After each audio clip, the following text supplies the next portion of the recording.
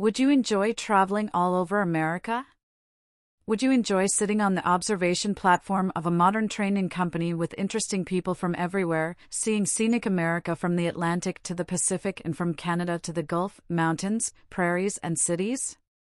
Who has not dreamed of this wonderful experience? Who would not enjoy living in America's magnificent hotels, where the traveler enjoys every luxury which money can buy? You can claim this wonderful life if you are willing to say, "I will do it." It does not matter what your present position in life is. It does not matter how limited your education may be, provided you can read, write, and talk fair English. It does not matter about your age. It does not matter whether you are a man, woman, young man, or young girl. The only things that matter are these: you must get it out of your head that you are not capable of doing big things. You must realize that the reason you are not doing big things is that you have never had an opportunity to learn. Every successful person in the world today thought just the same things which you are thinking at some time in their lives.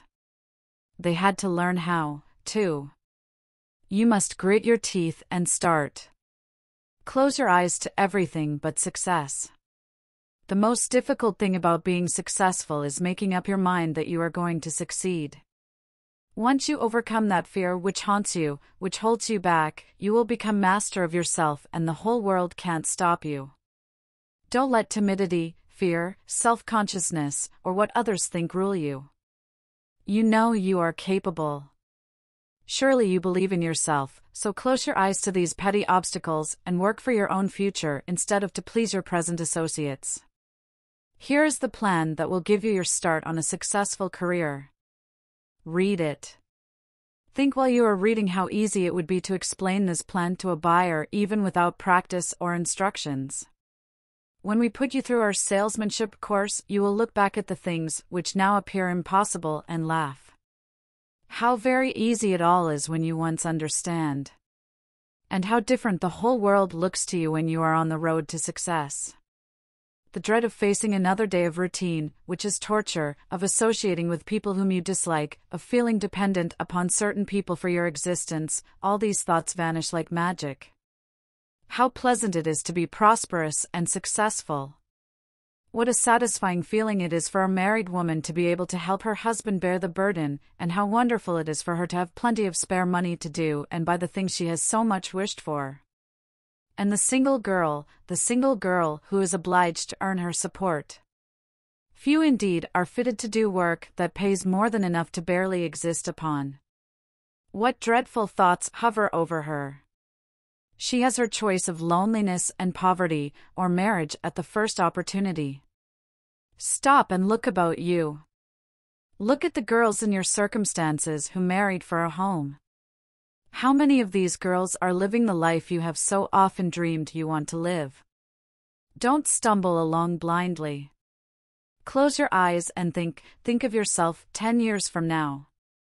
Do you see happiness? Do you see yourself the dainty, well-groomed lady of your dream? Are you living the luxurious life and surrounded by the cultured circle you expected? Or are you shut up in a few lonely and dingy rooms with nothing but sadness and poverty as your lot? What a dreadful thought! All the things which are so dear to you, a dainty skin, attractive figure, youthful and radiant face, all changed in 10 short years. Surely you must see yourself as you will be in 10 years, slovenly dressed with a worn and tired face, rough skin and straggly hair, nothing but poverty and worry. What a different picture you will see when you have had a touch of success. When you are no longer dependent upon others for your existence, when you no longer get up in the morning with the dreadful worry of another day of torture before you. When you no longer think of marriage as a means of securing a home. And what a difference it makes when you are successful and can afford to dress the way you have dreamed of, and can associate with the cultured young men and women you have so often envied. How different it would all be if you could afford to live in the sort of home you have fancied. This is the reward of success. And the difference between success and failure is expressed in these few simple words: I will start today, now, to learn the things which will make me successful. If servant girls, clerks, factory girls, stenographers, and every other kind of girls can succeed in learning salesmanship and rise from their humble positions to the top of the ladder, I too will succeed. I must succeed. I have firmly determined to start now. If you had bought a hat, a pair of shoes, an overcoat and a dress, and 2 weeks later discovered that you had outgrown all of them, would you be interested in seeing someone who had a plan to sell these clothes for you and get more money for them than you originally paid? Would you listen to them? Would a man who owned a furniture store listen to you if you would tell him you had a plan which would permit him to get all his money out of the dead stock he had in his store? We mean such things as odd chairs, tables, rugs, etc., things which he had bought over a year ago and for some reason couldn't sell. Of course he would. He would be willing to spend 2 hours finding out how you could do it. Surely, you will not admit that you could not tell him this plan. You don't have to tell it just the way we will tell it in this book. Tell it in your own language.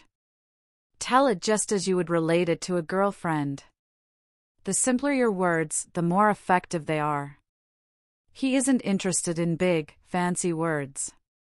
He wants you to be yourself and tell him facts. Here is the way we would talk to Mr. Brown, who owns the furniture store. Good morning, Mr. Brown. I wonder if you would be good enough to let me explain a sales plan to you. The plan which I would like to tell you about is one that has been successfully worked in many furniture stores throughout the country. It is especially designed to clean up odd pieces of furniture which are dead stock with you, and does not require an investment on your part until you have tried it out and have found it successful. If it works, you want it. If it doesn't work, you don't want it. What happens next? Well, if you owned the furniture store and had a lot of odd pieces of unsaleable furniture, wouldn't you be interested in hearing of some plan to get your money out of this dead stock? All right, then what will Mr. Brown say? If you can show me a way to get half of my cost out of my dead stock, you are just the person I am looking for. Go ahead and tell me your plan. Wouldn't you feel the same way Mr. Brown feels if you were in his place and someone had approached you in this manner? You see, there are no mysterious tricks in salesmanship. Just put yourself in the other fellow's shoes and say the thing that would sound reasonable and interesting to you. Common sense, that is the keynote. Now we will tell Mr. Brown all about our plan. You know better than I do, Mr. Brown, how the average woman's mind works. She wants something for nothing. Bargain is her watchword. She will actually buy something she doesn't need simply because she thinks it is a bargain. I once saw a woman buy 2 picture frames at $1.98 each, which were marked reduced from $3. After she had bought them, I heard her husband ask her what she intended to do with them. He told her they had no pictures to put in the frames. She answered, "Yes, John, but think only $1.98. Later I was in another store and saw the same frames selling regularly at $1.75 each. I have repeated this incident, Mr. Brown, to show you how a woman's mind works, for my plan to sell your dead stock is a big bargain sale that has been worked successfully all over the country. Here is a set of 7 books. We call them the Woman's Library, for they cover the 6 most interesting subjects in the world to women. Before I go into the details of my plan to dispose of your dead stock, I want to tell you briefly what there is about this set of books which makes women want to own them. Remember, I am not trying to sell you books. In fact, I am not trying to sell you anything. I am simply offering a plan whereby we can both profit. I will sell the books and your dead stock. You will get your money out of the dead stock and I will make a profit on the books. Mind you, I do not ask you to invest $1 in books. All I ask is your cooperation. Now, as I started to say, it will be necessary for me to explain the nature of these books in order to convince you that women will snap them up like hotcakes. If you were a woman, I know you would appreciate their strong appeal and salability. This is the Book of Good Manners. It tells you how to do and say the right thing on all occasions. It tells you how to introduce, what form to use when you introduce an elderly man to a young girl, a distinguished man to a group of people, etc. It tells you how to acknowledge an introduction and when to shake hands. It tells when and how to make formal and informal calls, what should appear upon calling cards, how invitations should be written, sent, and acknowledged, how to acquire perfect manners at the table, when and how to use the knife, fork and spoon, how to eat asparagus, olives, corn on cob and other foods so difficult for most of us. In fact, every conceivable question which women are interested in is answered. It is simply a dictionary of etiquette. Do you know, Mr. Brown, that almost every woman in this town feels the need of this book every time she entertains or calls on her friends? Every woman has been placed in many a humiliating position simply because she did not know the rules of etiquette. It is surprising how little most of us really know about good manners. Here is a simple little test, which not more than one woman out of a dozen can answer. You hand Mr. Brown a folder with the questions printed on it. He will probably smile and remark that he doubts if he can answer them. While he looks at the folder, you continue talking. Incidentally, Mr. Brown, one of our methods of making people realize the need of this book is to ask a lot of questions in our ads, similar to the questions you are reading. You see, our plan is to make them realize that they are continually committing social blunders, which make them appear crude and common in the eyes of their friends. When I explain about these other books, I will show you how we handle the advertising and copy of ads, which have proved very successful. This volume is called Color Harmony and Design in Dress. It is difficult for a man to understand what a problem it is for a girl or woman to buy the clothes which are becoming to her. You see, certain girls cannot wear certain colors. For a girl to appear at her best, she must know what colors harmonize with her hair, eyes, and complexion.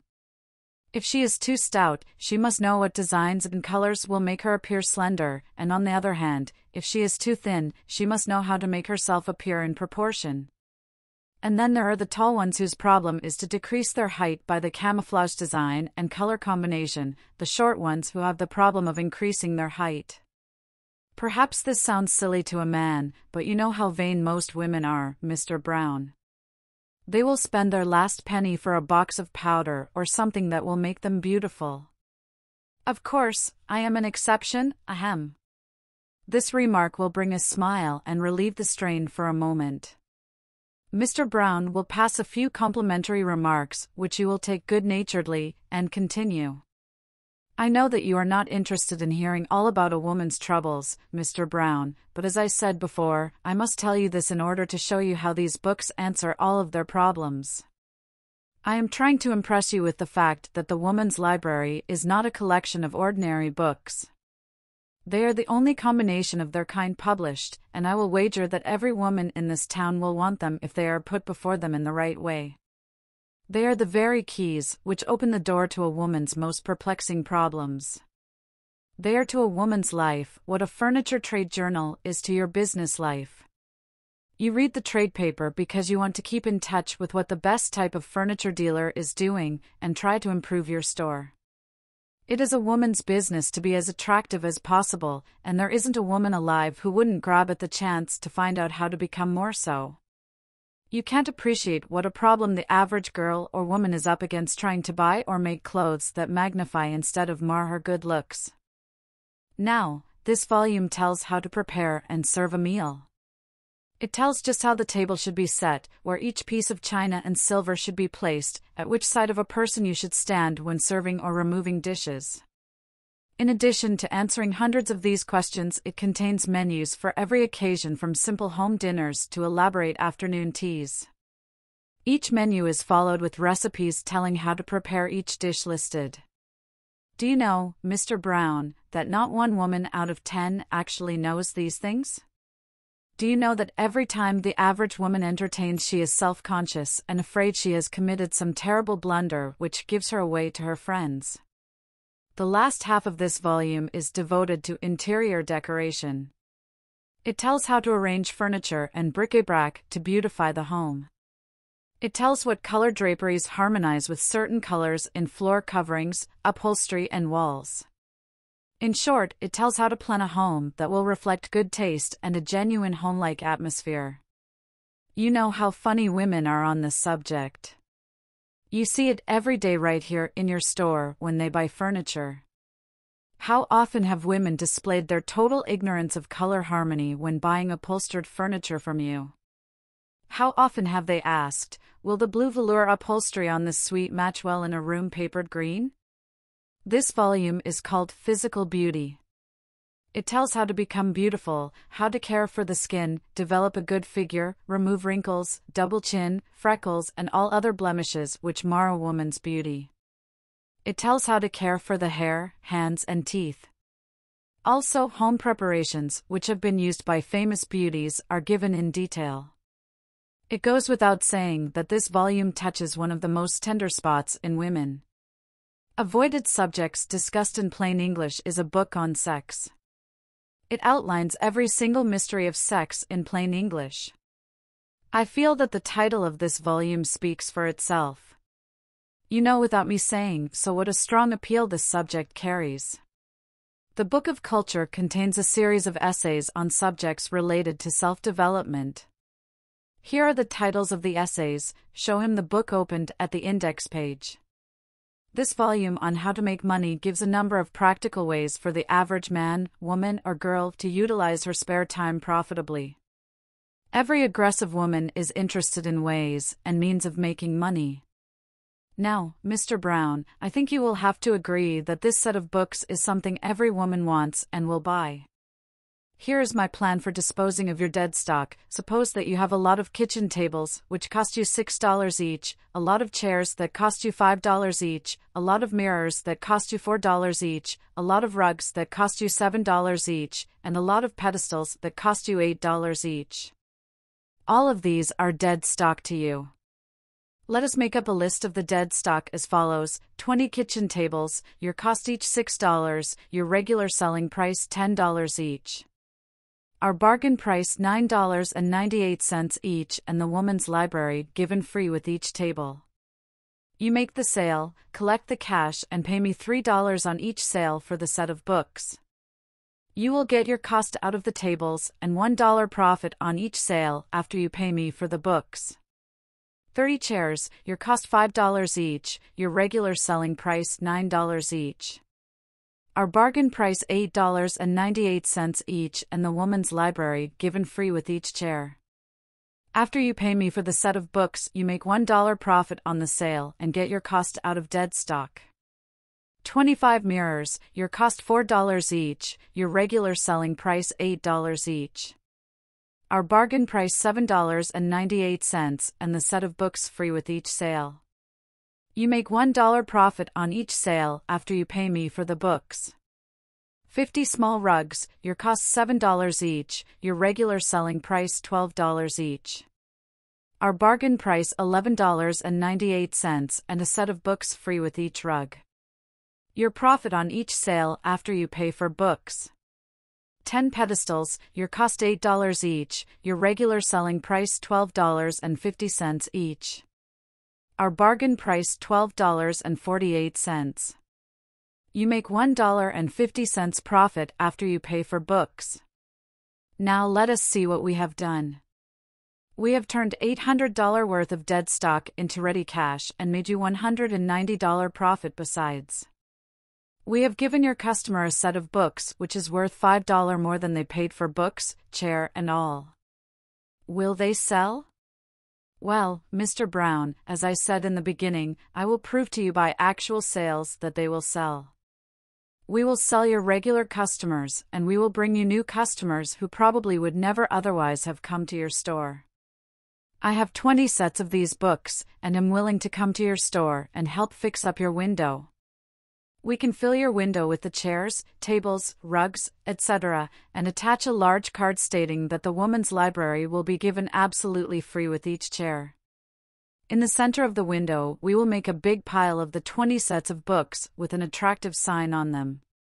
I have here copy for advertisement which you can run in our daily paper. We furnish you copies of ads to show Mr. Brown. We will sell your dead stock so quickly you will wonder how it was done. This plan, Mr. Brown, has been tried all over the country. We know it works. Now, honestly, couldn't you sit down and tell the facts just related to most anyone after you had familiarized yourself a little more with the books, etc.? You see that after all, selling goods is more a matter of common sense. When you have something good to sell and are convinced people will buy it, you have won half the battle. Suppose that you are going to sell Mrs. Jones our book of good manners. The first thing to do is to write down all the good reasons why you think Mrs. Jones should buy it, and then arrange these reasons into a short, interesting talk. Try to think of all the objections she will raise, and have an answer ready for her. We have repeated the above conversation between a saleswoman and the buyer of a furniture store simply to show you that all there is to selling is, first, having something good to offer. Second, knowing all about your article. Third, explaining your proposition with simple words in the same way you think it would sound well to you if you were the buyer. Fourth, knowing when to stop talking and close the deal. You could probably explain this plan to your buyer in many different ways and sell him. Each person has distinct methods of getting results. Now let us see where your profit will come in.